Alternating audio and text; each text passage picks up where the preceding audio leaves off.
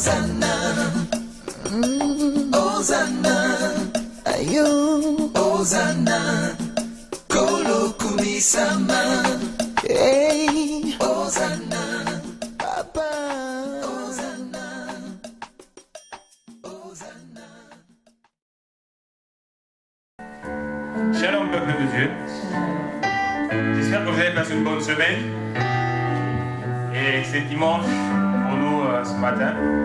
Et moi j'aime toujours dire que le dimanche est pour moi le début de la semaine, c'est pas la fin de la semaine. Parce que c'est ici, c'est le dimanche matin que je viens me ressourcer, c'est le dimanche matin que je viens me réapprovisionner, je fais le plein afin de pouvoir affronter toute la semaine. La Bible dit qu'il donne la force à celui qui est fatigué et il augmente la vigueur à celui qui tombe en défaillance. Tu as dépensé toute cette semaine, tu as donné, tu as donné, tu as donné. Voilà maintenant l'occasion de te ressourcer. Les adolescents se fatiguent et se lassent et les jeunes hommes chancellent. Mais ceux qui se confient en l'Éternel renouvellent leur force. Ce n'est pas pour rien que tu es là ce matin, c'est pour renouveler tes forces. Ils prennent le vol comme l'aigle et courent et ne se lassent point. Ils marchent et ne se fatiguent. Le Seigneur avec moi ce matin.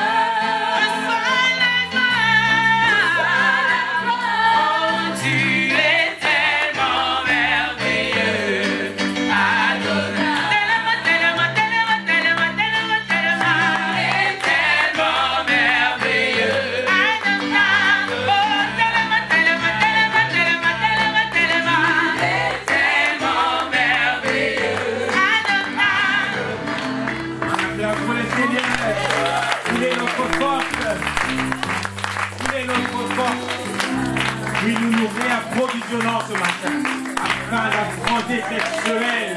Et cette semaine, nous allons l'affronter avec les grâces du Seigneur qui nous donne ce matin. Oui, il est fidèle, il ne change pas. Il est fidèle et il nous renouvelle. Je chanterai de tout cœur les merveilles de mon papa Yahweh.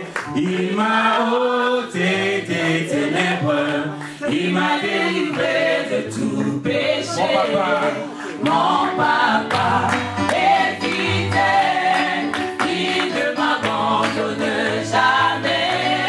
Je n'ai plus rien à craindre, car Yahweh m'a libéré. Mon papa est fidèle, il ne m'abandonne jamais.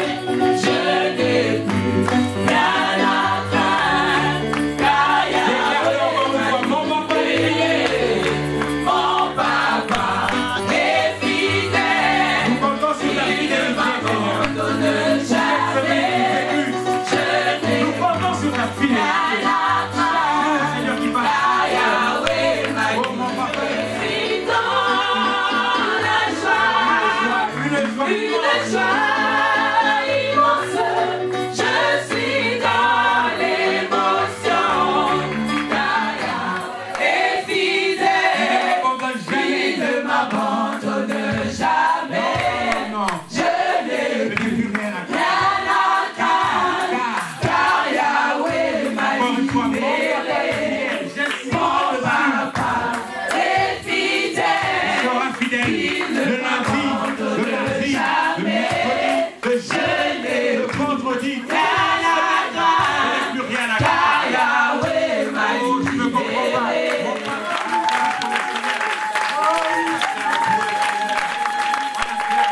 Alors que tu acclames, tu déclares les bonnes choses que cette semaine qui débute. Car le premier jour de la semaine, c'est dimanche. Je l'ai dit, le premier jour.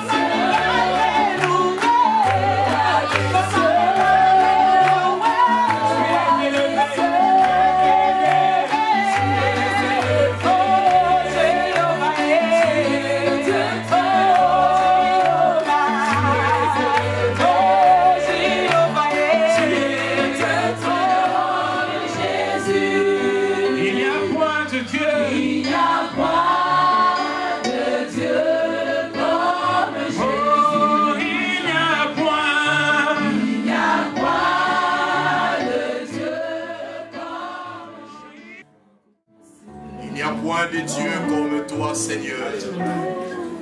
Toi et toi seul a été souverainement élevé. Alléluia. Élevé au-dessus de tes égaux, élevé au-dessus des anges. Tu as été pendant un temps abaissé, mais Dieu t'a souverainement élevé. Il t'a donné les noms qui est au-dessus de tous les noms. À ton nom, tout genou fléchira. Et toute langue confessera. Jésus-Christ est Seigneur. Jésus-Christ est Seigneur. C'est ma terre, nous confessons la Seigneurie de Jésus-Christ. C'est ma terre, nous confessons la royauté de Jésus-Christ. C'est ma terre, nous confessons Jésus-Christ est Seigneur. Alléluia. La gloire du Seigneur comme toi, Seigneur. Merci. C'est toi le seul vrai Dieu. Jean dit, nous savons que le Fils de Dieu est venu et qu'il nous a donné l'intelligence pour connaître celui qui est dans le véritable. Nous sommes dans le véritable en son Fils Jésus-Christ. C'est lui le Dieu véritable et la vie éternelle. Nous acclamons pour ce Dieu véritable.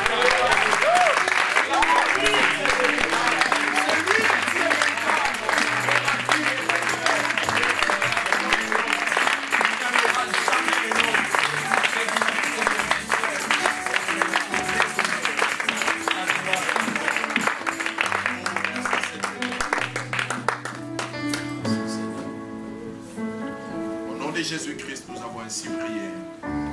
Amen. Amen. Amen. Mais prenons nos places, que Dieu soit loué. Nous pouvons encore acclamer le Seigneur. Donnons-lui une très bonne acclamation. Alléluia. Est-ce que nous sommes là ce matin? Alléluia. Est-ce qu'il y a un peuple ce matin en ces lieux? Alléluia. Que Dieu soit loué. Sentez-vous à l'aise. Alléluia. Nous sommes dans la maison de notre Père. Christ a dit aux disciples, quand vous priez, dites notre Père qui est aux cieux. Alléluia. Il voulait leur dire, celui qui est mon Père est devenu votre Père. Puisque vous avez cru en moi, puisque vous avez reçu ma parole, eh bien Dieu est devenu votre Père. Désormais nous partageons le même Père. Alléluia. Eh bien Dieu est ton Père. Toi qui as crié en Jésus-Christ, toi qui lui as donné ta vie comme Seigneur et Sauveur, Dieu est ton Père. Est-ce que tu peux te frapper la poitrine et dire Dieu est mon Père? Ah, dis-le avec fierté, Dieu est mon Père. Alléluia. Tu n'es pas orphelin, tu as un Père. Un orphelin, c'est un enfant qui peut crier papa, papa, sauve-moi, mais papa n'est pas là. Maman, sauve-moi, maman n'est pas là. Mais nous, quand nous crions Seigneur, sauve-nous, il s'élève de son trône et il intervient. Nous avons un Père. Amen.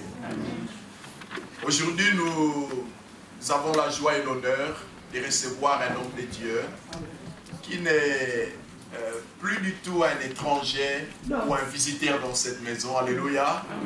Nous les connaissons bien, c'est même plus la peine de le présenter.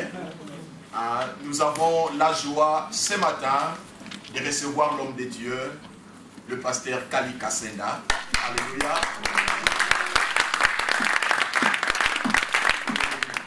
Ali Kasenda, pasteur, soyez les bienvenus. Et que Dieu vous bénisse aussi. Merci d'avoir. Gloire au Seigneur. Je vais saluer l'Assemblée. Bonjour à tout le monde. Bonjour. Mon épouse et moi-même sommes vraiment heureux d'être là encore ce matin. Et nous étions là, si j'ai bonne mémoire, en avril ou mai, quelque chose comme ça. Et nous bénissons le Seigneur. Je nous retrouver encore une fois à la maison. Et je suis dans la joie de voir un de nos enfants, serviteur de Dieu dans notre maison, qui est venu d'arriver ce matin de Kinshasa. Angelo, tu es un brave, malgré le vol de toute la nuit, tu es là ce matin. Que Dieu soit béni. Et je suis surpris de voir aussi Papa Mali dans l'Assemblée. J'ai pensé à la borne Ipen à ce moment-ci. Il est là aussi ce matin. Nous bénissons donc le Seigneur pour la présence de tous ces bien-aimés. Mon épouse et moi, nous cheminons ensemble depuis 22 ans.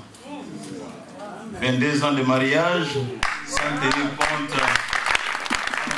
de 2 années et demie de fiançailles. Ça veut dire que presque 25 ans que nous cheminons ensemble. Nous sommes des complices, c'est vraiment une amie pour moi. Et je disais que si notre patriarche a fait presque 60 ans de mariage avec l'unique femme, et pourquoi pas nous le fils, Jacques-André veut être un modèle pour nous. Amen. bénissons le Seigneur pour le couple Tchisungu, le pasteur qui est absent. Et que Dieu bénisse donc ces couples qui fait que quand bien même ils sont nos jeunes frères, mais si les propriétaires de la maison n'ouvrent pas la porte, même si les jeunes, tu n'entres pas, n'est-ce pas? Et Dieu l'a établi ici et nous remercions vraiment les couples pastoraux pour nous avoir ouvert cette porte. Amen. Alors nous voulons tout simplement ce matin partager la parole de Dieu autour de ce thème, Jésus et ma richesse. Jésus et ma richesse. Jésus-Christ, c'est le nom, le merveilleux nom que nous venons d'adorer, n'est-ce pas? Le merveilleux nom que nous venons de célébrer. Et le nom excellent. La Bible dit que les anges ont des noms excellents, mais le nom de Jésus-Christ les surpasse tous. Le nom de Jésus est une tour forte. D'ailleurs, dit que les justes se réfugiés se retrouvent en sûreté. Le nom de Jésus. Oh, le nom de Jésus a donné un sens à nos vies. Nous portons tous un nom que nous avons hérité de nos pères, de nos parents. Mais aucun de ces noms n'a eu d'effet sur nous, surtout sur le plan spirituel. C'est aucun de ces noms nous a sauvés. Aucun de ces noms n'a donné réellement un sens à nos vies. Mais le nom de Jésus-Christ a changé le cours de l'histoire de notre vie. Le nom de Jésus-Christ est vraiment une tour forte.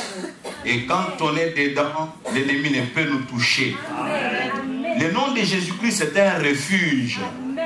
Le nom de Jésus-Christ. Oh, alléluia. Et nous voulons parler donc de ce nom-là. Jésus est ma richesse. Cette personne de Jésus, elle est ma richesse. Jésus. Jésus, une richesse. Mais qu'est-ce que donc une richesse?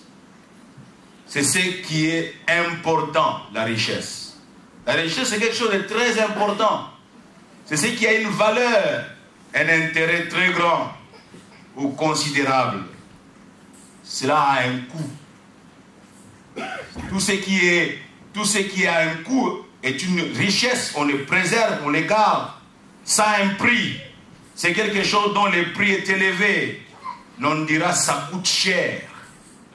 Et le nom de Jésus-Christ, bien-aimé dans le Seigneur, coûte cher. Amen. Quelqu'un quelqu'un peut se promener avec des pierres précieuses dans ses mains. On raconte une histoire de quelqu'un qui avait plusieurs pierres, ne connaissant pas la valeur, et il marchait tout le long d'une rivière, et il jetait l'une après l'autre. Et il lui est resté une seule pierre quand il rencontre quelqu'un d'autre qui lui dit, mais c'est pas possible.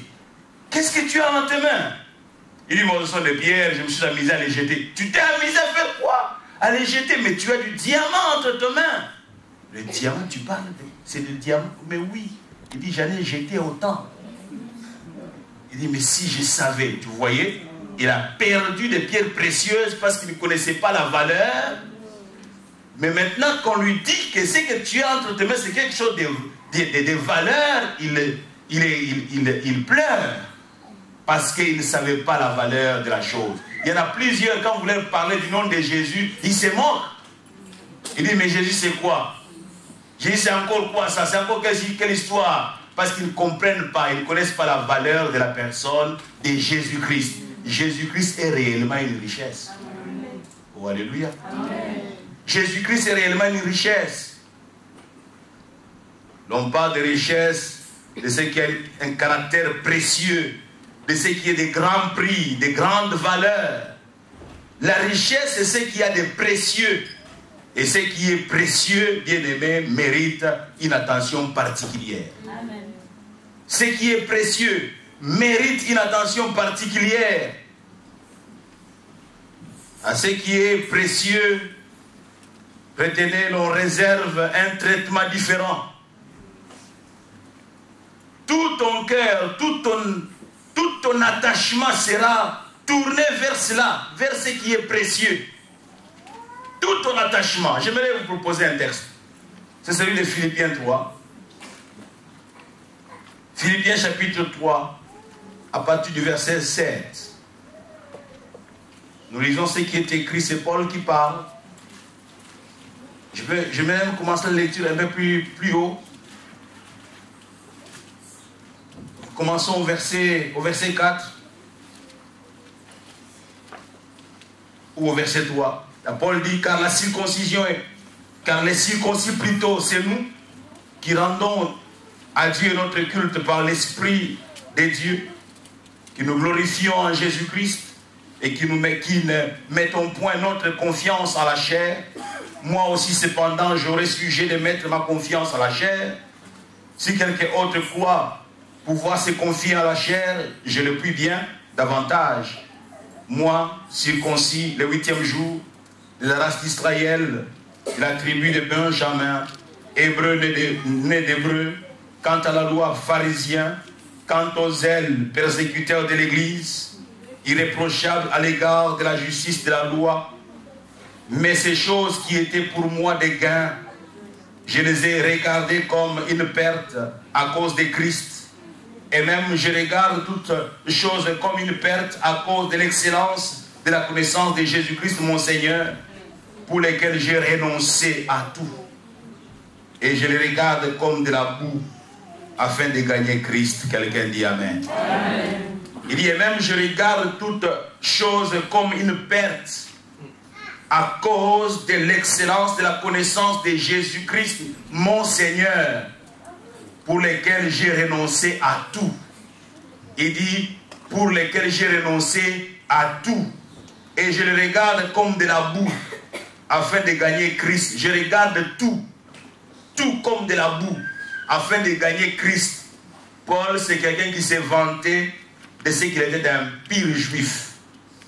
De ce qu'il était, il était un pharisien. De ce qu'il était parmi la crème, si je puis dire, de ceux qui avaient la connaissance de loi pharisaïque, passez-moi l'expression.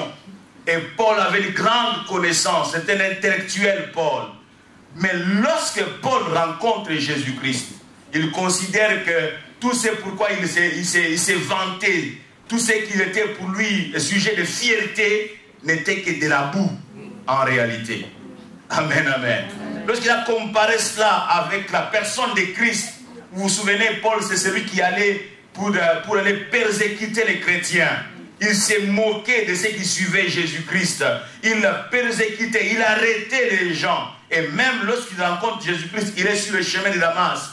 Il va pour aller mettre en prison, arrêter les chrétiens.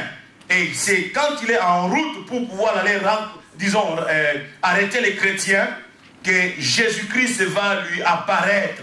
Jésus-Christ va se présenter à lui. Une grande lumière va apparaître. Paul était sur son cheval, Saul de Tarse. Saul de Tarse qui signifie grand. Et lorsque les grands étaient sur son cheval, il va rencontrer Jésus-Christ. Une forte lumière, il tombe de son cheval. Ah oui, quand on rencontre Jésus-Christ, on ne reste pas sur son cheval. Un seul doit rester sur le cheval, c'est Jésus-Christ.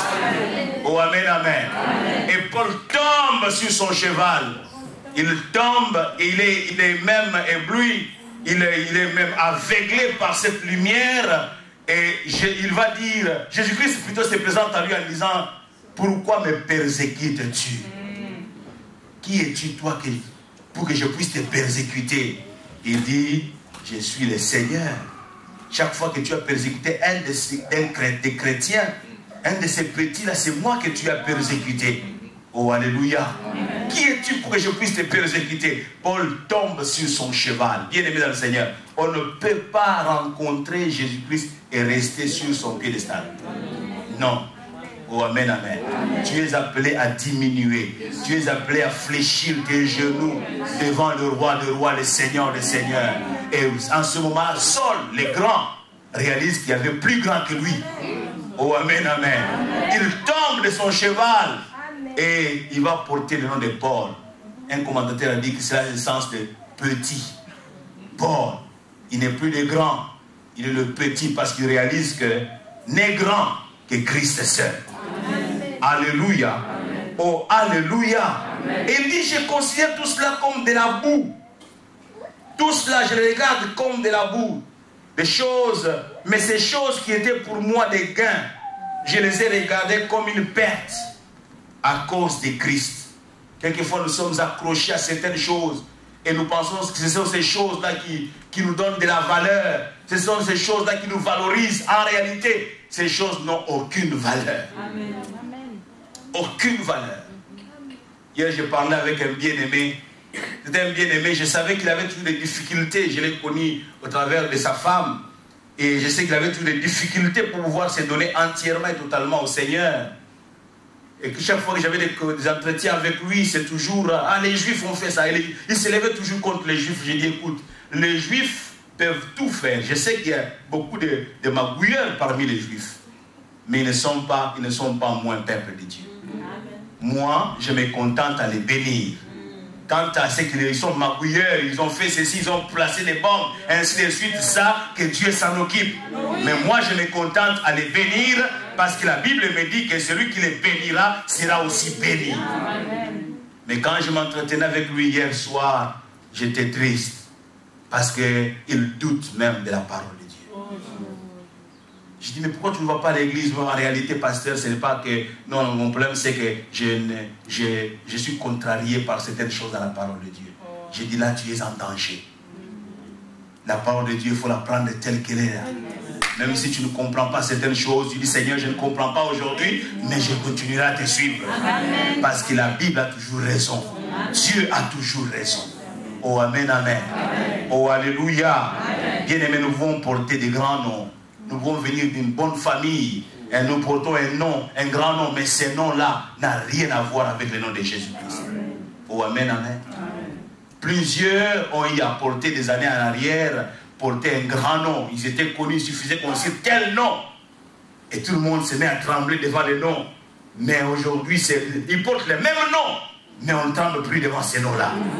Parce que ce nom a perdu de sa valeur. Ce nom a perdu de sa saveur. Mais le nom de Jésus-Christ reste le même. Amen. Oh, alléluia. Amen. Oh, alléluia. Jésus-Christ est ma richesse. Voilà c'est sur quoi nous sommes en train de partager ce matin. Paul le pharisien, irréprochable, a vécu un réel bouleversement. Et son seul désir désormais est de connaître le Christ et la vie véritable. Amen. Connaître le Christ et la vie véritable. Nous avons besoin de nous attacher à ces noms-là. Gagner le Christ. Et pour Paul, l'essentiel, c'est pour l'essentiel donc pour sa vie, c'est pour l'essentiel de sa vie, c'est autour de la personne de Christ. Il va établir un bilan de gains et de pertes à la lumière de la révélation qu'il vient de recevoir. Il va renverser la position des choses. Avant, c'était le Paul pharisien. Ce qui était important, c'est qu'il était pharisien. Il était coté parmi les grands de sa religion. Mais lorsqu'il rencontre Jésus-Christ, les mêmes choses qui faisaient sa valeur, sa grandeur, ces choses, il dit, je les considère comme de la boue. Oh, amen, amen. Quand tu as la connaissance de Christ, toi-même tu commences à dire, mais ça faisait ma fierté. Mais c'était de la boue. Ça, c'est ce qui je pensais qu'il me donnait de la valeur, mais c'était de la boue. J'étais accroché à ces choses, mais je ne peux plus m'y accrocher. Pourquoi? Parce que maintenant j'ai eu la révélation de Christ et je considère que j'étais dans la boue. Quand on est dans la boue, on est conscient, la seule attitude qu'on veut avoir, c'est de se relever de là, n'est-ce pas? Amen. Mais quand on pense que la boue est quelque chose de valeur, on reste dedans. Jusqu'à ce que l'on puisse rencontrer Christ pour comprendre que, mais tiens, j'étais dans la boue, j'étais dans la saleté, j'étais dans le désordre. Ces choses, ce n'étaient pas de la valeur. Même désormais, à cause de la connaissance de Jésus-Christ, ma façon de voir les choses change. Matthieu 13, 44 dit que le royaume des cieux est encore semblable à un trésor caché dans un champ. L'homme qui l'a trouvé le cache. Et dans sa joie, il va vendre tout ce qu'il a et achète ses champs. Vous vous rendez compte? Vendre tout ce que j'ai. Et pourtant, c'était ça, les choses de valeur pour ma vie. Mais j'ai trouvé un trésor. Il a trouvé un trésor dans un champ. Le voilà qui court, qui va tout vendre, amasser l'argent, suffisamment d'argent pour aller acheter un champ. Les gens disent, tiens, il va tout vendre pour acheter seulement un champ. Vous êtes loin de savoir qu'est-ce qu'il a découvert dans les champs. Ce n'est pas forcément seulement les champs qui l'intéressent, mais les trésors qu'il a trouvés dans les champs. Et Jésus-Christ est notre trésor. Oh, alléluia. Le royaume des cieux est encore semblable à un trésor caché dans un champ. Caché dans un champ. Et l'homme qui l'a trouvé les cache d'abord pour que personne ne le découvre. Il va vendre tous ses biens et vient acheter les champs. Il va vendre tout ce qu'il a. Car il veut les trésors. Il vise les trésors. Il préfère acquérir, posséder les trésors au détriment de tout ce qu'il avait. Au détriment de tout ce qu'il avait, il veut avoir les trésors. Ce qui l'intéresse, c'est les trésors. Voilà sa richesse. Amen, amen. Voilà sa richesse. Dans 2 Corinthiens chapitre 3 ou chapitre 4, c'est vraiment les bonnes, je n'ai pas eu donc à chercher ces passages bibliques, je n'étais pas dans mes notes. Paul est en train de dire que nous sommes des terres, nous sommes des vases de terre. Mais en nous habite un trésor. Quand les gens nous regardent, ils ne voient que les vases de terre. Ils ne voient que les vases de terre. Ils nous trouvent inutiles. Nous ne sommes pas importants. Il faut voir comment est-ce que quelquefois le monde vous regarde. Quand vous parlez de Jésus-Christ, ils vous trouvent ridicule. Mais ils ne voient qu'un vase de terre. Mais ils ignorent qu'en vous habite un trésor. Oh, amen, amen. En vous habite un trésor. Au temps de Gédéon, Gédéon a donné l'ordre, a donné des instruments à ces 300 hommes de guerre qu'il avait. C'était quoi? Une cruche et un flambeau à l'intérieur. Juste une cruche. Peut-on aller gagner une bataille avec une cruche? Peut-on gagner une guerre avec une cruche? Mais dans la cruche, il y avait le flambeau. Amen. Ils ont reçu l'instruction en disant qu'à mon signal, vous briserez la cruche. Et le flambeau sera vu. Et le flambeau qui est allumé, c'est la personne de Christ. Le trésor caché dans un vase. Il suffit de casser ces vases et puis on voit les trésors. Bien-aimé dans le Seigneur, nous cachons en nous un trésor. Si tu as accepté Jésus-Christ comme ton sauveur et ton Seigneur, peu importe ce que les gens peuvent dire de toi, tôt ou tard, les gens finissent par voir qu'il y avait un trésor en toi. Oh, amen, amen. Autrement dit, tu finis toujours par briller. Je parle à quelqu'un. Tu finis toujours par briller. Peu importe, même si tu passes inaperçu aujourd'hui, ce dont on a besoin, ce n'est pas toi. Ce que le monde a besoin, ce n'est pas de toi. Le monde a besoin de Jésus-Christ. Il faut que ces vases que tu es plutôt, soient brisés et enfin qu'on voie le trésor qui est Jésus-Christ. Et les gens comprendront que tu n'étais pas que terre, tu n'étais pas que poussière, mais qu'en toi il y avait un trésor. Bien-aimés dans le Seigneur, même nos familles qui nous ont minimisés autrefois, avec le temps finissent par voir que nous portions en nous un trésor. Nous avions une valeur intrinsèque, une valeur que personne ne pouvait soupçonner, mais qui était en nous. Jésus-Christ est notre richesse. Je parle à quelqu'un ce matin? Jésus-Christ est notre richesse. Alléluia. Revenons encore dans Philippiens, chapitre 3. Verset 7, Paul dit, mais ces choses qui étaient pour moi des gains, je les ai regardées comme une perte à cause de Christ. Qu'est-ce que tu continues à regarder dans ta vie comme gain? Au point même que ça commence à faire une rivalité entre Christ. Toi-même, tu souffres pour pouvoir faire le choix. Parce que c'est des choses qui ont encore des valeurs devant toi. Tu commences à souffrir. Il y a des moments où c'est comme si Christ est en train de perdre. C'est comme si ces choses sont en train de monter en toi. Quelles sont ces choses qui sont encore des gains dans ta vie. Vous savez, au jour d'Élie, Israël a eu du mal à faire le choix entre Baal et l'Éternel. Ainsi, Élie dira, si c'est Baal qui est Dieu, allez-y après Baal. Mais si c'est l'Éternel qui est Dieu, allez-y après lui. La Bible dit que les peuples n'avaient aucun mot, n'a rien dit à Élie. Au fait, moi j'ai déduit. Elle disait, Élie, tu pars, tu racontes dans la bouche. Nous n'avons vu ni Dieu, ni l'Éternel, ni Baal faire quoi que ce soit qui nous impressionne. Nous n'avons pas vu la différence. C'était un problème. Élie dit, nous devons régler ça. Oh, amen, amen. Rendez-vous à la montagne. Nous devons régler cette affaire. Si c'est Baal qui est Dieu, celui qui répondra par le feu, c'est celui-là qui sera Dieu. Mais c'est comme s'il y avait eu vacances au ciel. C'est comme si le trône de Dieu avait été resté vide. Celui qui enverra le feu, c'est celui qui deviendra Dieu. Bien-aimé, Dieu reste toujours Dieu. Le problème, c'est que qu'est-ce que nous plaçons comme priorité dans nos vies?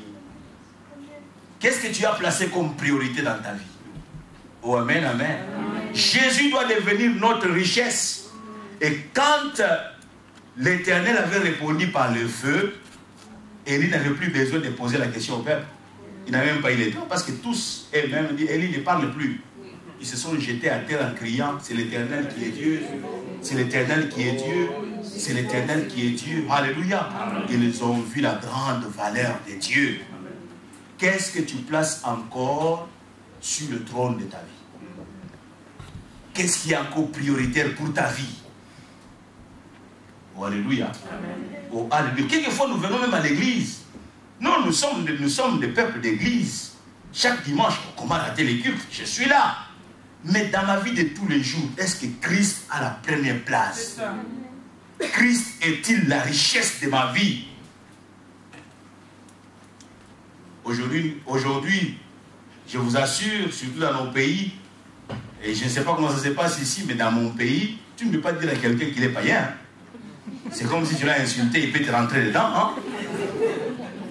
Ah, tout le monde aimerait être considéré comme étant un chrétien. Mais est-ce qu'on est réellement chrétien? Qui dit chrétien veut dire diminutif de Christ. Est-ce que je suis à l'image vraiment de Christ? Paul, ça lui a coûté. Hein? Une fois qu'il a considéré, il a pris Christ comme la priorité de sa vie, ceux qui étaient de son camp hier ont commencé à les persécuter. Hein? Bien-aimé dans le Seigneur, Jésus doit devenir notre richesse. Qu'est-ce qui monopolise toute ton attention? Qu'est-ce qui monopolise toute ton attention? La seule richesse de Paul, désormais, est de connaître le Christ et la vie véritable. Rien de ce qui faisait sa fierté auparavant n'est comparable à Christ. Rien. Jésus-Christ est le don gratuit de Dieu. Et dans Matthieu 16, 26, il est écrit: que servirait-il à un homme de gagner tout le monde s'il perdait son âme? Ou que donnerait un homme en échange de son âme? Qu'est-ce que tu peux donner en échange de ton âme? Qu'est-ce que tu peux donner en échange de ton âme? Quand vous lisez dans Marc chapitre 10, vous avez l'attitude de ces jeunes hommes riches. J'aime bien cette histoire. Les jeunes hommes riches qui se présentent à Jésus-Christ et qui va lui dire: que dois-je faire pour hériter la vie éternelle? Ces jeunes hommes riches posent la question à Christ. Jésus va lui dire: tu connais les commandements. Tu ne commettras point d'adultère. tu ne tueras point, tu ne déroberas point, et tu ne diras point de faux témoignages, tu ne feras tort à personne, honore ton père et ta mère. Il lui répondit, Maître, écoutez la réponse de ce jeune homme riche. Maître, j'ai observé toutes ces choses dès ma jeunesse. C'est comme s'il a dit, c'est comme s'il dit, voilà, je t'ai mis aux les mains. J'ai observé ces choses dès ma jeunesse. Alors, il faut me lire déjà candidat pour le royaume des cieux. Écoutez la suite. Jésus l'ayant regardé les mains. C'est bon ça. Jésus l'ayant regardé, car Dieu a tant aimé le monde qu'il a donné son Fils unique, avec quiconque croit en lui ne périsse point, mais qu'il ait la vie éternelle. As-tu cru dans le Fils? Si tu n'as pas cru dans le Fils, tu es perdu et tu es en train de périr. Jésus l'aimant et lui dit, il te manque une chose, va, vends tout ce que tu as, donne-le aux pauvres et tu auras un trésor dans les ciels. Puis viens et suis-moi. Écoutez ce que le verset 22 dit. Mais affligé de cette parole, cet homme s'en alla tout triste, car il avait des grands biens. Amen, amen. Il s'en alla tout triste, il n'est plus revenu. C'est comme si chemin faisant, il se disait, mais ce garçon, il n'est pas sérieux. Moi, je vais aller vendre tous mes biens. C'est pourquoi j'ai souffert ces choses de valeur. Et tout ce que j'aurais comme mandat et mission, c'est de le suivre, lui. Lui que j'ai entendu une fois dire à quelqu'un que je n'ai ni le Fils de l'homme, même pas un endroit où mettre sa tête. Quel avenir j'aurai avec lui? Va vendre tous tes biens, donne l'argent aux pauvres, et tout ce que tu auras comme mission, c'est de me suivre. Mais il n'est pas sérieux. Les suivre. Oh, alléluia. Les suivre, oui. Suis-moi. Il dit, il te manque une chose. Mais cet homme-là qui disait, non, j'ai fait tout, donc tous ces commandements-là, entre autres, c'était quoi? Tu ne commettras point d'adultère. Et autre encore, j'aimerais nous trouver autre chose. Pas de faux témoignages, ne feras tort à personne, honore ton père et ta mère. Tu aimeras. Je crois que ça doit dans les commandements, il y a tu aimeras ton prochain comme toi-même. Mais quand on te dit va vendre tes biens, donne ça aux pauvres, ce n'est pas ça aimer son prochain. Toi tu as dit tu as accompli ça toute ta vie. Mais donne la preuve que toi tu as aimé ton prochain maintenant. Il s'en va tout triste. Il était accroché à ses biens, accroché à sa richesse, à ce qu'il considérait pour lui comme étant richesse. Maintenant, quand on lui présente la meilleure des richesses, va vendre tous tes biens. Tout ce que tu auras à faire, c'est de gagner moi. Je dois devenir ta seule grande richesse. Non, non, non. Je ne peux pas me séparer de mes biens. Oh, amen, amen. Amen. Non. Je ne me sépare pas de mes biens. Ce n'est pas possible. Affligé de cette parole, il s'en va. Jésus, regardant autour de lui, dit à ses disciples qu'il sera difficile à ceux qui ont des richesses d'entrer dans le royaume de Dieu. Il dit quoi? Il sera à qui? À ceux qui ont des richesses. Si Christ n'est pas devenu ta richesse, c'est que tu as d'autres richesses. Et il va être difficile d'entrer dans le royaume. La richesse, c'est à quoi on est accroché. Mordicus, on ne veut pas lâcher. Mais si c'est Christ, c'est une bonne chose. Mais si ce sont les biens de ce monde, si ce sont des relations de ce monde, tu es accroché au près même de dire que de lâcher Christ pour rester accroché à ces choses-là, tu ne peux pas entrer dans le royaume. Oh, amen, amen. Amen. La richesse. Là où est ton cœur, ou là où est ton trésor. Oh, amen, amen. Vous savez, quand on est attaché à quelque chose, où il n'y a même pas de risque. Hein.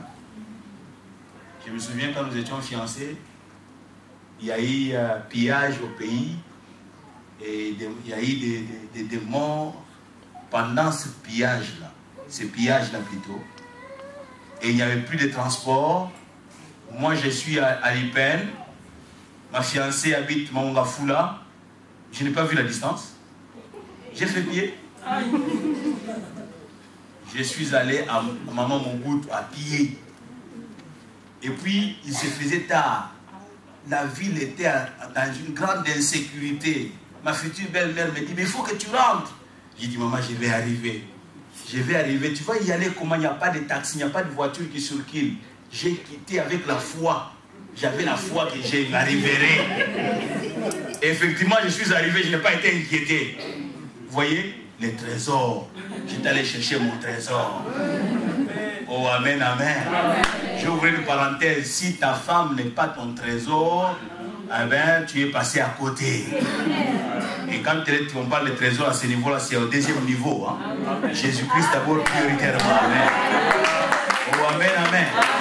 Oh, amen, amen. Très important, bien aimé dans le Seigneur. Là où est ton trésor, c'est là que sera ton cœur. Ton cœur est haussé. Ton cœur est haussé. Ce jeune homme riche est parti de là.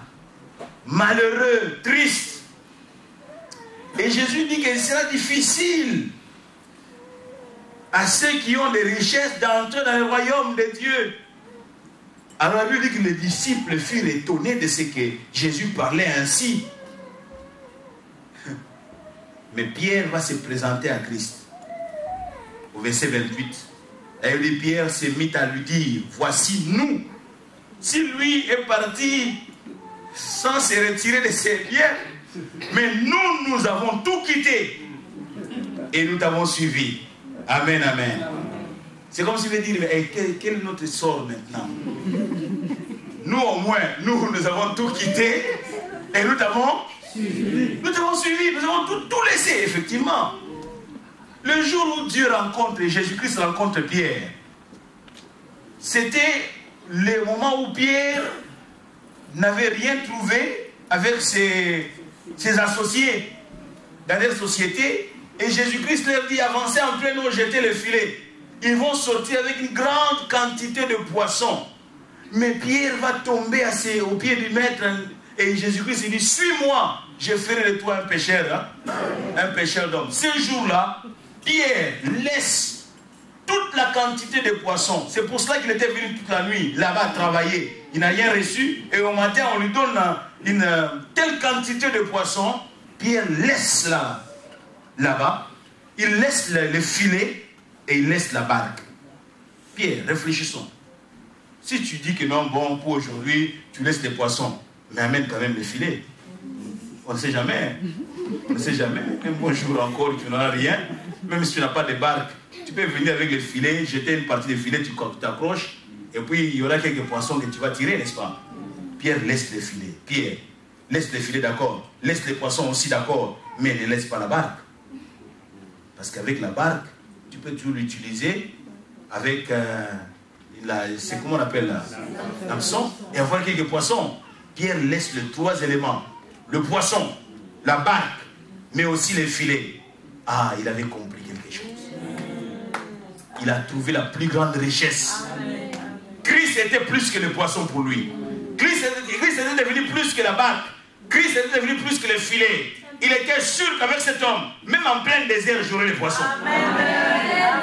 Oh, amen, amen. Il était sûr qu'avec cet homme, même en plein désert, j'aurais les poissons. Il a expérimenté, oui ou non? Ils étaient en plein un endroit reculé. Il n'y avait rien. Pas marché, pas rien. Rien du tout. Il n'y avait que combien? 2 poissons et 5 pains. Et il a vu cet homme lever simplement ces choses-là au rang de grâce. Alléluia. Il a baissé les mains, il a dit, allez distribuer. Il y avait plus de 5000 hommes, sans tenir compte des femmes et des enfants. Donc on avait environ 15 000 personnes à cet endroit-là. Ils ont mangé, il y a eu des restes. Pierre a vu, cet homme avec lui, je peux avoir les poissons à n'importe quel endroit. Il a tout laissé. Il a dit, lui est ma richesse. Il peut tout me produire. Il peut me donner la paix, il peut me donner la joie, il peut me donner la santé, il peut me donner à manger. Avec lui, je reçois tout. Oh, amen, amen. Bien aimé, Jésus-Christ peut tout te donner. Oh, amen. Oh, amen. Jésus peut tout te donner. Pierre s'est mis à lui dire, voici, nous avons tout quitté et nous t'avons suivi. Écoutez la réponse de Jésus-Christ au verset 29. Je vous l'ai dit en vérité, il n'est personne qui, ayant quitté à cause de moi et à cause de la bonne nouvelle, sa maison, ou ses frères, ou ses soeurs, ou sa mère, ou son père, ou ses enfants, ou ses terres, ne reçoivent au centuple présentement dans ces siècles-ci. Vous voyez, il y a des gens qui trouvent comme motif, non, les gens qui ont toujours suivi Jésus-Christ sont des malheureux, ils n'ont rien. Non, c'est faux. La première partie de ces versets 30 ne considère pas le ciel. La vie ici sur la terre. J'ai toujours dit aux gens, je n'ai pas besoin de beaucoup de me trimballer avec des comptes en banque énormes. Je n'en ai pas besoin. Le jour où le maître trouve que j'ai besoin de autant, il me le donne en son nom. Amen, amen, amen. Oh, amen, amen. Écoutez, quand tu suis réellement Christ, sincèrement, quand tu as un besoin réel, il va les combler. Jésus va les combler. Oh, amen, amen.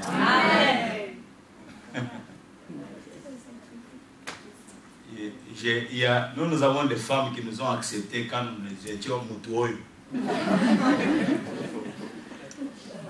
C'est-à-dire, toi tu acceptes un monsieur comme ça. Il n'y a pas d'avenir. Ce qu'ils ignoraient, c'est qu'en moi il y avait un trésor. Amen, amen. Oh, amen, amen. On rit quelquefois, je dis, toi, heureusement que tu m'avais accepté. Hein. Sinon, tu allais commencer à pleurer. Trop tard. Oh, amen, amen. Bien-aimé dans le Seigneur, Jésus-Christ nous prend en charge dans ce monde ici. Dans Ésaïe 43 ou 46, il est en train de dire que vous que j'ai pris à ma charge dès votre tendre enfance. La prise en charge du Seigneur est une prise en charge totale. Ce n'est pas ce genre de prise en charge, quelqu'un est en Afrique et un autre en Europe et dit bon, je te prends en charge, mais attention, tu n'entres pas dans mes comptes. Hein. Non, non. C'est lui qui nous prend en charge, nous entrons dans ses comptes. Il s'appelle Jésus-Christ, alléluia. Ce qui est à lui est à nous. Amen, amen. Ce qui est à lui est à nous. Ce n'est pas une prise en charge via Coca-Cola. Non, non, non, non. C'est une prise en charge totale. Oh, amen, amen. Il est notre richesse. Ne puisse recevoir au centuple présentement dans ces siècles-ci. Amen. Des maisons, des frères, des sœurs, des mères, des enfants et des terres avec des persécutions. Et dans les siècles à venir, la vie éternelle. Non. J'aimais bien mon aîné, le pasteur Loukoussa, une fois là-bas, dans les années 90, qui disait, c'est Dieu là. C'est Dieu, j'aimais sa façon de parler. C'est Dieu là, c'est capable de nous amener au ciel. Et quand il faut nous donner un sac de riz, il était capable. Il dit, qu'est-ce qui est de plus compliqué? Nous donner un sac de riz ou bien nous amener au ciel? Si lui, il peut prétendre se mettre capable de nous amener au ciel et être incapable de nous donner un sac de riz. Bien-aimé dans le Seigneur, Dieu, s'il peut donner ce qu'il y a de compliqué, il peut donner ce qui est simple. Oh, amen, amen. C'est ainsi toujours que j'ai toujours cherché à comparer les choses. S'il peut ressusciter Lazare, il peut guérir alors les malades. Amen, amen. S'il ressuscite les morts, il peut guérir aussi les malades. Guérir les malades, c'est rien. Puisqu'il peut ressusciter déjà les morts. Oh, Oh, alléluia. Vous avez déjà fait, vous êtes fait l'idée de vous-même de l'histoire de l'homme qui a été ressuscité en Jean 11, Lazare. Moi, je me suis fait mon idée. Lazare avait des bestioles qui circulaient déjà dans son corps. Donc tout avait pourri. Les asticots sortaient par le tout le nez. Il y avait des boulevards, des ruelles. Mais une seule parole. Lazare sort. Il n'est pas sorti avec des asticots. Rien. La parole s'est occupée de tous les détails. Non, qu'on ne te trompe pas, suis le Seigneur. Amen. Continue à marcher derrière lui, alléluia. Oh, alléluia. Nous avons besoin, bien-aimés dans le Seigneur, de continuer à nous attacher à Christ. Amen. Pierre, Jésus dit à Pierre, Pierre, il n'y a personne. Amen. Il n'y a personne qui ayant quitté à cause de moi. Qu'est-ce qui peut faire que nous puissions quitter nos parents? C'est quand, à cause de Christ, ta famille commence à te dire ou c'est Christ, ou c'est nous. Ou c'est vos histoires là de oh non, religion, je ne sais pas quoi, Dieu, oh binzan, binzan. Ou c'est Christ, ou c'est nous. Il faut faire un choix. Entre ces genres de défis-là et Christ, c'est Jésus-Christ qu'il faut choisir. Amen. Et si tu quittes, si ta famille t'abandonne, sache qu'il va te donner une autre famille. Amen. Si tu quittes tes biens, tu perdrais tes biens à cause de Christ, sache qu'il va te les donner. Oh, amen, amen. Moi, j'ai toujours dit, vous savez, si tu as honte de parler de toi, moi je parle de mes origines. Moi, je viens d'une famille. Vous savez, les jours où j'ai quitté la maison de mes parents, à l'âge de 13 ans, je vais revoir 12 ans après la maison qui m'a vu naître. Je dis, ah, je me suis presque frotté les yeux. Je suis né dans cette maison. Ah, c'est pas vrai. Cette maison, quand j'ai grandissé, elle paraissait grande. C'est vrai. Mais c'était un petit truc. Je dis, ah, c'est pas possible. Un petit truc comme ça. Mais oui, c'est ça votre maison. Vous voyez, tu donnais beaucoup de la valeur à ça. Mais après, maintenant, tu as des yeux véritables. Tu peux voir que c'était de la pourriture. Mais Jésus sait qu'il me donne. Oh, j'ai dit, mon papa ne pouvait pas me le donner. Non, mon père ne m'a pas laissé ces choses que moi, que Christ est en train de me donner. Mes parents ne me l'ont pas donné. Et j'ai dit, tu vois, quand tu as accepté Christ et tu sais que tout ce que tu as vient de lui, tu ne vas pas le quitter. Normalement, c'est que Christ te donne, doit te rapprocher davantage de lui. Amen. Et j'ai dit, Seigneur, je t'ai donné ma jeunesse, mais je t'ai donné toute ma vie. Jusqu'à la fin de mes jours, je resterai attaché à toi. Alléluia. Alléluia. Bien-aimés dans le Seigneur, faisons de Jésus-Christ notre richesse. Et Jésus dit à Pierre, Pierre, non, tu n'as pas fait un mauvais choix en me suivant. Amen, amen. C'est même la raison qui fait que lorsque Jésus-Christ annonce son départ, Pierre se lance en premier. Comment tu peux dire des choses comme ça? Mais c'est comme si Dieu mais ce garçon, il n'est pas sérieux. Nous avons tout quitté pour le suivre. Et aujourd'hui, il va partir. Il va nous laisser comment? Tu ne peux pas dire, ah, Dieu ne plaise, tu ne partiras pas. Tu ne mourras pas, toi. Non, toi, tu n'es pas de la race de ceux qui doivent partir. Et en fait, il ne disait pas tout son discours. C'est comme si toi tu partais, toi, là, nous devenons quoi? Notre vie ne tient qu'à toi. Si tu partais, nous devenons quoi, en fait? Oh, amen, amen. Pierre dit, non, toi, tu ne peux pas partir. Nous n'avons que toi. Mais il ne comprenait pas que Jésus-Christ était en train de préparer mieux que cela. Mieux que sa présence physique. Oh, alléluia. Amen. Pierre, en fait, je vais partir, mais je vais rester. Oh, alléluia. Amen. Oh, alléluia. Amen. Ainsi, il va les promettre en disant que je suis avec vous jusqu'à la fin. Jusqu'à la fin des temps. Et quand ils allaient, Christ était déjà levé. Mais quand ils allaient prêcher à gauche, à droite, la Bible dit que Jésus-Christ travaillait avec eux. Pierre, tu ne peux pas tenir sans moi. Mais quant au rendez-vous de la croix, je dois affronter ce rendez-vous-là. Oh, alléluia. Alléluia. Bien-aimés dans le Seigneur, nous devons être attachés à Christ.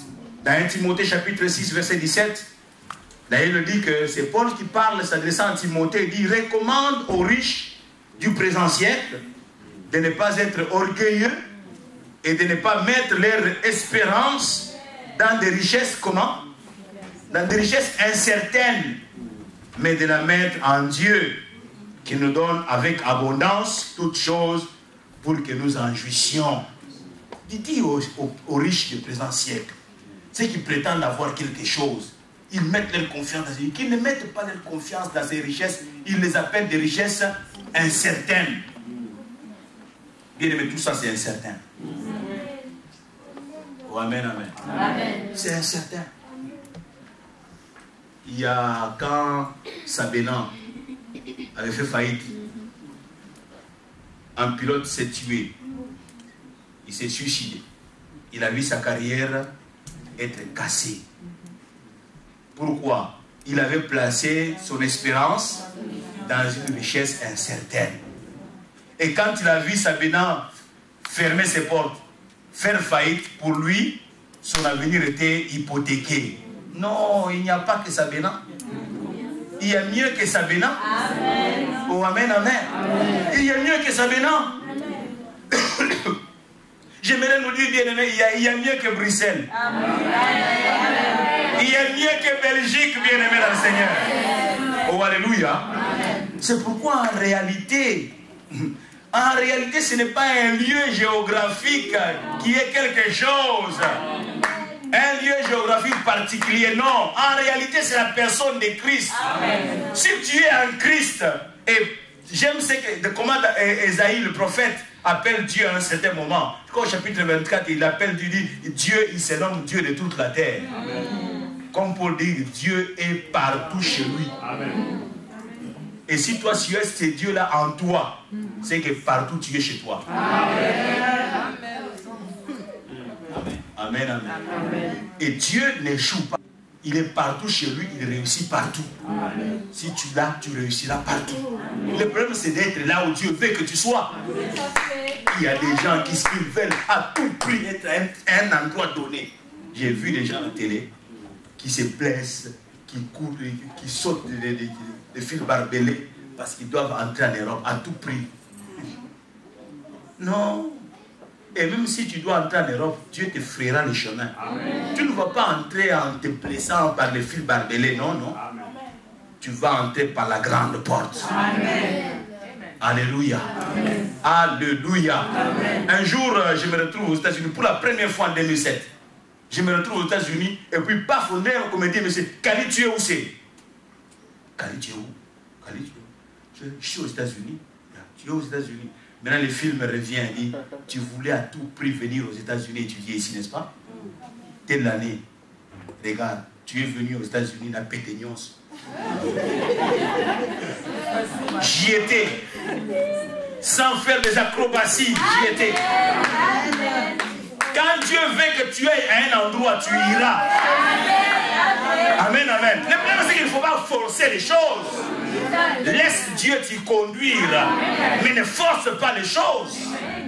Dieu est capable de t'amener n'importe où.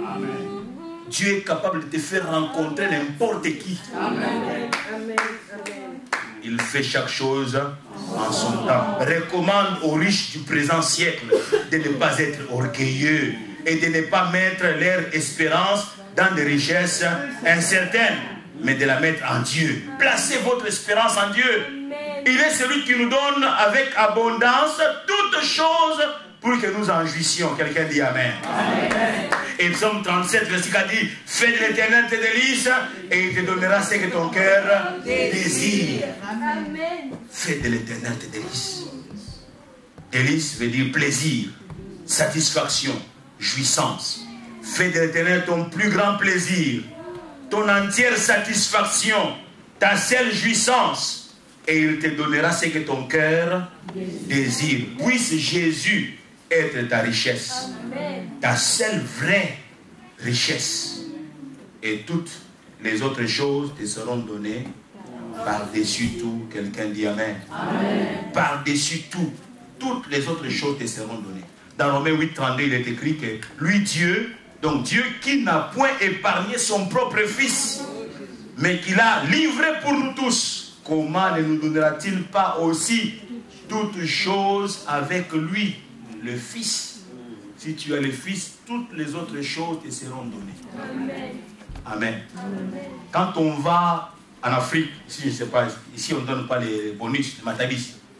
Quand vous allez acheter quelque part, on vous donne les bonus. Mais en Afrique, au marché, on donne les bonus. N'est-ce pas? Les matabis. Si vous ne connaissez pas les matabis, c'est les bonus. Alors, quand vous arrivez au grand marché chez nous, vous achetez quelques bols de riz. C'est après que la maman là prend la moitié du bol qui vous en verse dans votre panier, n'est-ce pas? Est-ce que quelqu'un viendrait dire, je suis venu prendre les bonus? Les bonus, on ne les réclame pas. Il faut acheter. Quand tu as acheté, et on te donne des bonus. Il faut d'abord avoir Christ. Et les autres choses, ce sont des bonus de la vie. Amen, amen. Mais est-ce que tu as acheté? As-tu l'essentiel? Oh, amen, amen. Bien aimé, il y a beaucoup de gens qui viennent à l'église pour les bonus, mais qui ne viennent pas pour l'essentiel. Ils viennent à l'église parce qu'ils cherchent un mari. Ils viennent à l'église parce qu'ils cherchent le mikanda. Christ, en fait, en réalité, ne l'intéresse pas. C'est ce que Christ peut donner qui l'intéresse. Non, ne viens pas à l'église de cette manière-là. Viens à l'église pour Christ. Alléluia. Amen. Cherche Christ en priorité. Cherche Christ premièrement. Cherchez premièrement le royaume des cieux et la justice de Dieu, et toutes les autres choses seront données par-dessus. Par-dessus. Bien-aimés, attachons-nous à Christ. Le temps est mauvais, bien-aimés, le temps est mauvais. Regardez le monde, faites votre lecture du monde. Le temps est mauvais, j'imagine combien de temps encore à nous tenir. Combien de temps allons-nous attendre que Christ ne puisse venir? Bien-aimé, Christ est à la porte. Amen. Christ est à la porte. Amen. Le monde est perdu. Le monde est perdu, bien-aimé dans le Seigneur. Rassurons-nous que nous avons le Christ. Alléluia. Rassurons-nous que nous l'avons. Parce que sinon il sera trop tard. Rassurons-nous que nous avons le Christ. Avec Christ, être avec Christ, c'est cela le plus grand bien. Amen. Il est plus que toutes les richesses de ce monde. Amen. Et quelqu'un a écrit et chanté ces paroles. Nous chantions beaucoup ces cantiques, surtout du temps de notre Père spirituel, Jacques-André Vernon. Il dit, j'aime mieux avoir Christ que l'or fabuleux. J'aime mieux avoir Christ qu'un palais somptueux. J'aime mieux avoir Christ que la renommée. J'aime mieux qu'il me guide par sa main percée. Et le refrain dit que d'être un grand roi vêtu de fin lin, mais le cœur désert. Sans lui, j'aime mieux avoir Christ que le plus grand bien que le monde offre aujourd'hui. Et ce chant poursuit en disant que j'aime mieux avoir Christ que d'être arrivé au sommet de la gloire, de la célébrité. Il ajoute en disant, j'aime mieux qu'il dispose de tous mes talents. J'aime mieux qu'il dispose de quoi? De tous mes talents, tous mes biens. Qu'il dispose de tous mes biens. Quand il a besoin de quelque chose, vous voulez acheter, n'est-ce pas? Quand Dieu parle, dit, amène-moi l'argent pour qu'on achète. Tu es en train de cacher derrière toi, de cacher, que les pasteurs ne voient pas, que les frères ne voient pas. Et pourtant, dans ton cœur, Dieu t'a déjà parlé. J'aime mieux qu'il dispose de qu'il puisse disposer de tous mes talents.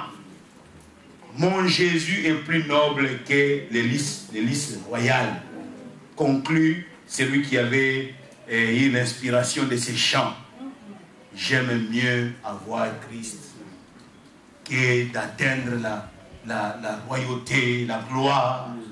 Non, j'aime mieux avoir Christ. Il dit, j'aime mieux avoir Christ que la renommée. J'aime mieux qu'il me guide dans sa main percée, par sa main percée, que d'être un grand roi vêtu de fin lin, mais le cœur désert. Ton cœur est désert, il est sec. Sans Christ, le cœur est désert, il est sec. Et tu ne peux pas trouver satisfaction. Les biens de ce monde ne peuvent pas satisfaire ton cœur. Jésus a dit un jour à la femme de Jean 4, la Samaritaine, en disant que celui qui boit de cette eau aura encore soif. Mais celui qui boira de l'eau que je lui donnerai n'aura plus soif. Et l'eau que je lui donnerai deviendra en lui une source d'eau qui jaillira jusque dans la vie éternelle. Bien-aimés dans le Seigneur, j'ai un message simple à nous partager ce matin. Jésus-Christ doit être notre richesse. Et vous savez qu'on peut être perdu tout en étant à l'église. On vient chaque dimanche à l'église, mais on est perdu. Parce qu'on n'a pas fait de Jésus-Christ sa richesse. Que Dieu bénisse sa part.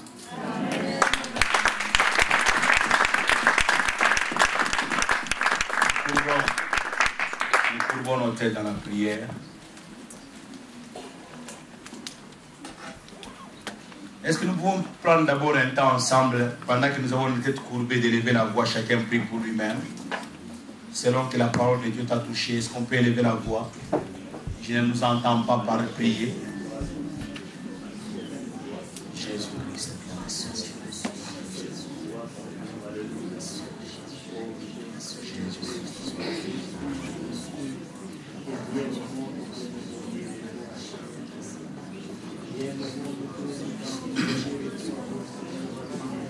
Prie pour que rien ne puisse t'éloigner de Jésus.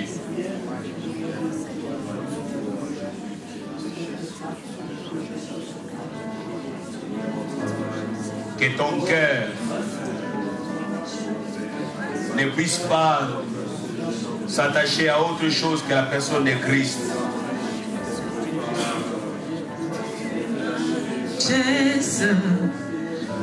Continue à prier. Laisse les vocalistes chanter, mais toi continue à prier. Jésus, tu es ma tendresse.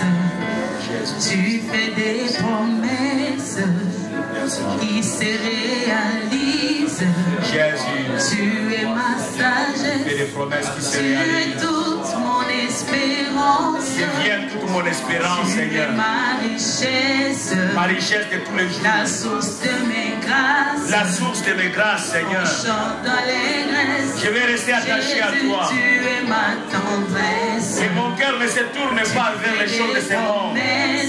Éternel Dieu, deviens la promesse qui se réalise de ma vie, Seigneur. Tu es toute mon espérance.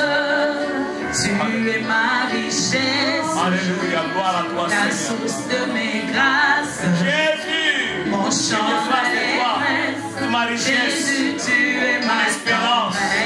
Ma tendresse. Tu fais des promesses. Mon Dieu, mon roi. Qui se réalisent. Tu n'es pas comme les hommes. Tu es ma sagesse. Les promesses qui ne se réalisent pas. Tu es toute quand on fait une promesse, elle se réalise, Seigneur notre Dieu. Tu es ma richesse. Jésus. La source de mes grâces.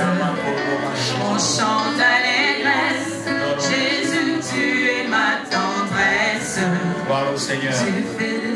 J'aimerais prier et libérer cet endroit. Tu es là et tu as été touché par la parole. Et tu réalises qu'il y a une décision que tu dois prendre dans ta vie. Tu es toujours présent à l'église. Mais Christ n'est pas ta richesse comme il nous a été présenté ce matin. Et tu aimerais te dire, tu aimerais t'engager avec Christ en disant, pasteur, prie avec moi. Car je n'aimerais plus continuer sur cette même lancée. J'aimerais que les choses changent dans ma vie. Tu as été touché par la parole d'une manière ou d'une autre. Ne veux-tu pas lever ta main droite pour que nous puissions prier ensemble? Nos yeux sont fermés. Merci pour vous qui levez la main. a-t-il quelqu'un d'autre qui aimerait lever sa main? Merci mes soeurs, merci mon frère. Au lieu de regarder à gauche et à droite, tu ferais mieux de regarder dans ton propre cœur. Et peut-être que même le Saint-Esprit est en train de te convaincre de pouvoir lever la main pour prendre cette décision-là. Vous savez, quand Dieu parle, il ne faut pas résister. Hein? Parce que peut-être que Dieu ne te parlera plus jamais comme il t'a parlé en ce moment-là. J'aimerais prier pour vous, avec vous. Seigneur Dieu, je t'apporte ces bien-aimés, hommes et femmes, qui ont été touchés par ta parole. Qui peut parler au cœur d'un autre si ce n'est toi, Seigneur? Aucun homme ne peut toucher le cœur d'un autre. Toi seul peux le faire. Je te confie ces bien-aimés, afin que le Saint-Esprit commence un travail et que ce travail ne s'arrête pas. Et que leur cœur soit entièrement tourné vers toi, Jésus. Et que tu deviennes la vraie richesse de leur vie. Les grands trésors. Qu'ils soient comme des personnes qui ont trouvé le trésor dans un champ et qui vont aller tout vendre pour venir se procurer ces champs. Pas seulement les champs, mais ils prennent les champs à cause du trésor qu'il y a dans les champs. Seigneur, que leur cœur soit attaché à toi. Et que désormais, ils aient un grand amour de ta personne. Que le nom de Christ soit pour eux une tour forte, un lieu de refuge. Seigneur mon Dieu, mon roi. Et que ta parole soit précieuse dans leur vie. Qu'ils la consomment comme du miel et qu'elle puisse conditionner leur vie. Soyez bénis de Dieu au nom de Jésus-Christ notre Sauveur. Alléluia.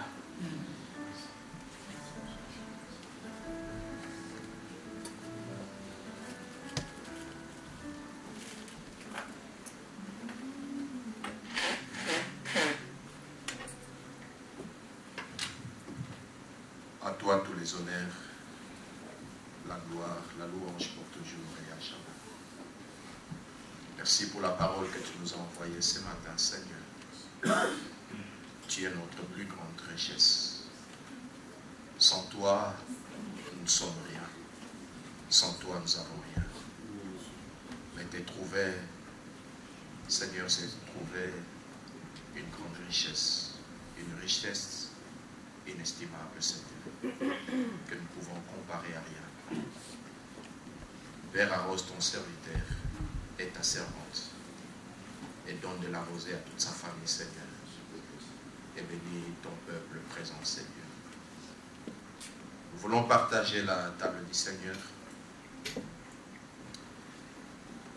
Dans 1 Corinthiens, chapitre 11, le verset 23, l'apôtre Paul dit: car j'ai reçu du Seigneur ce que je vous ai enseigné, c'est que le Seigneur Jésus, dans la nuit, il fut livré, prit du pain, et après avoir rendu grâce, il les rompit et dit: ceci est mon corps qui est rompu pour vous, faites ceci en mémoire de moi. Et de même, après avoir soupé, il prit la coupe et dit: cette coupe est la nouvelle alliance en mon sang. Faites ceci en mémoire de moi, toutes les fois que vous en boirez. Car toutes les fois que vous mangez ce pain et que vous buvez cette coupe, vous annoncez la mort du Seigneur jusqu'à ce qu'il vienne. C'est pourquoi celui qui mangera le pain ou boira la coupe du Seigneur indignement sera coupable envers le corps et le sang du Seigneur. Que chacun donc s'éprouve soi-même et qu'ainsi il mange du pain et boive de la coupe. Je vais demander à ceux qui voudraient partager la table du Seigneur de bien pouvoir s'élever. Et nous prions pour ces pains qui représentent les corps de notre Seigneur Jésus-Christ, meurtri à la croix, par lesquels nous avons les saluts et la vie. Papa, t'en prie. Seigneur Dieu, nous te bénissons et nous te rendons grâce pour ces choses combien saintes et pour la grâce que tu nous donnes d'obéir à cette directive que tu nous donnes dans ta parole, Seigneur. Merci pour ce pain qui est en réalité ton corps, qui a été cloué à la croix et qui a été percé et par lequel nous avons aujourd'hui la vie. Qu'il te plaise, ô Dieu, que nous puissions avoir tous les bénéfices de cet acte, car par tes meurtrissures, nous avons été guéris. Ceux qui consommeront ce pain, Seigneur, et qui se trouvent dans leur chair être malades, fait qu'ils puissent recouvrer leur pleine santé, leur restauration. Amen. Et ceux qui ont des questions sans réponse, accorde-leur des réponses. Dans le nom de Jésus, nous prions ainsi.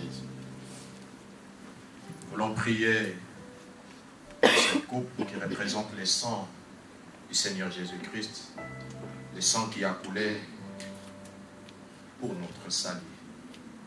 C'est son sang qui purifie, c'est son sang qui nettoie, c'est son sang qui donne la vie. Prions avec Papa Siala pour la coupe. Oui, Seigneur, tu as versé ton sang pour nous, Seigneur. Ce sang, Seigneur mon Dieu, mon roi, a lavé tous nos péchés. Tout ce que nous avons été, Seigneur mon Dieu, a été lavé. Tu nous as ramassé, Seigneur mon Dieu, tu nous as lavé par ce sang. Merci, Seigneur mon Dieu. Oh, Seigneur.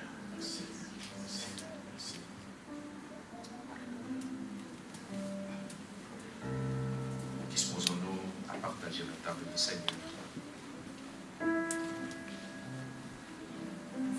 Attire-moi à toi.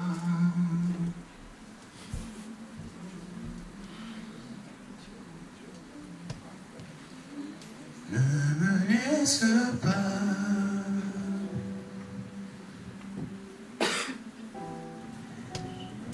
Je veux tout abandonner.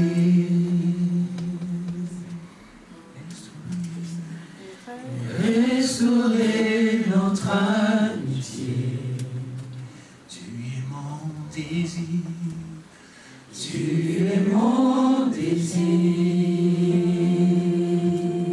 Je ne veux que toi. Je ne veux que toi.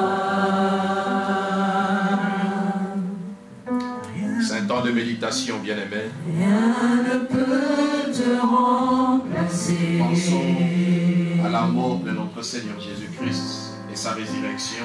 Et moi je suis Car bientôt, rassuré. très bientôt, le Seigneur revient. Montre-moi la voie qui me ramène à toi.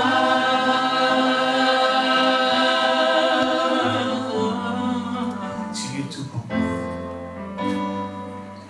Tu es tout pour moi. Sans toi, Jésus, sans toi, je ne peux vivre. Tu es tout pour moi. Garde-moi près de toi.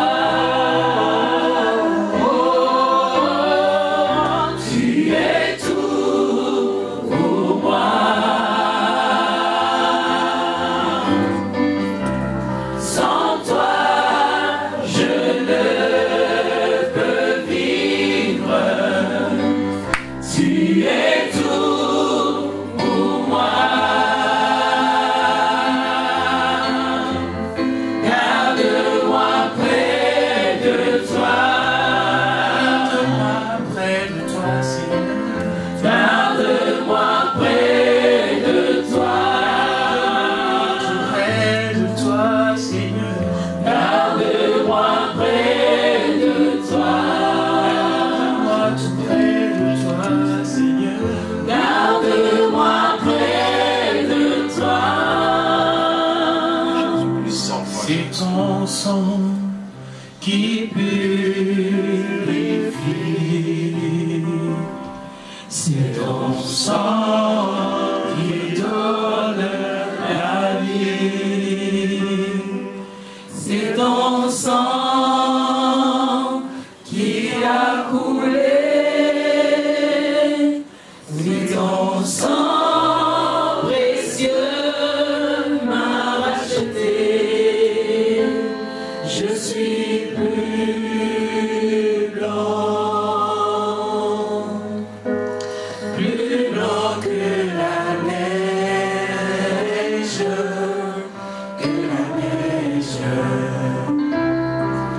Oh Jésus, toi l'agneau immolé, c'est ton sang qui purifie, c'est ton sang qui donne la vie, c'est ton sang qui a coulé, oui ton sang précieux m'a racheté, je suis plus blanc que la neige,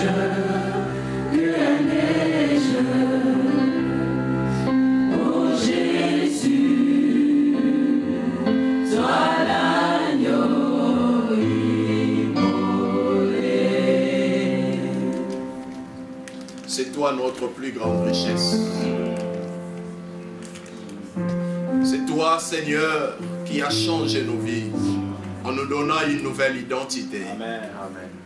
Tu nous as transportés dans le royaume de ton Fils. Amen. Jésus. Et tu nous as donné, Seigneur, la plus grande richesse que le monde ne pouvait nous donner. Oui. D'avoir, c'est d'avoir la joie, Oui. la paix, car tu es le prince de la paix. Oui, Seigneur. Jésus, notre plus grande richesse. Merci parce que tu ne nous abandonnes pas. Tu n'abandonneras pas non plus nos âmes, Seigneur. Non, Seigneur. Au son de la trompette, tu reviendras chercher ton église. Alléluia. Car la Bible dit bientôt, très bientôt, la trompette de Dieu sonnera. Amen. Les morts entendront le son de la trompette. Bravo, Seigneur. L'archange criera. Jésus. Et les morts en Christ ressusciteront en première. Et nous les vivants en un clin d'œil, nous serons changés. C'est vrai. Nous monterons à ta rencontre, là-haut dans les airs, Seigneur. Seigneur, merci. Merci, Jésus. C'est cela notre richesse. Tu nous bénis ici sur terre et tu viendras nous prendre afin que nos yeux ne voient pas la corruption, Seigneur. À toi l'honneur et toute la gloire. Au nom de Jésus-Christ. Merci, Seigneur.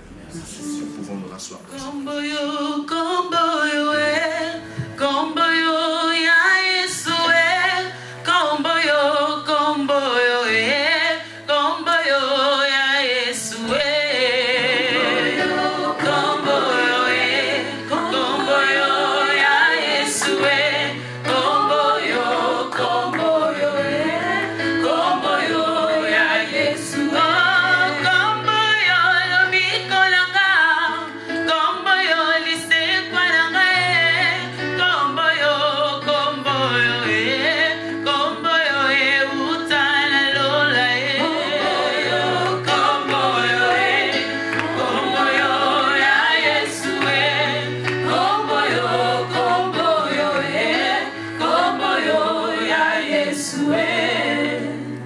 Seigneur, nous voulons te rendre grâce.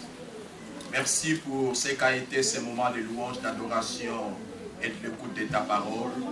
Tu nous as abondamment bénis ce matin, Seigneur, et nous voulons te garder en nous comme notre richesse. On l'a crié après avoir compris toutes ces choses. Qui me séparera de l'amour de Jésus-Christ? Seigneur, que rien ne nous sépare de ton amour. Alors que nous voulons rentrer dans nos maisons, nous prions que tu nous accompagnes. Laisse que ton amour, l'amour de Dieu le Père, la communion du Saint-Esprit et la paix du Seigneur Jésus-Christ nous accompagnent dans nos maisons. Allons en paix, bien-aimés. Au nom de Jésus. Amen. Bon dimanche à tous et saluez-vous les uns les autres. Que Dieu vous bénisse.